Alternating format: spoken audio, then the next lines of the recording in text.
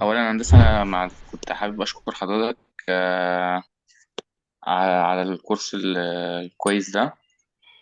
أنا كنت داخل الكورس يعني عشان يعني آخد يعني كنت آخد عبارة عن مجموعة أساسيات. يعني ما كنتش مفكر كم المعلومات اللي أنا آخدها في الكورس ده، وإن أنا مثلا إن أنا أكون قاعد مع حد شغال كوست كنترول، وإن أنا أكون فاهم في صميم شغله للدرجة دي.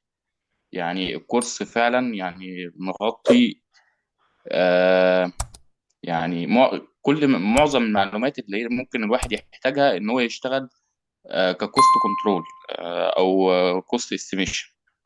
فانا حابب اشكر حضرتك جدا على كم المعلومات اللي الواحد خدها من حضرتك.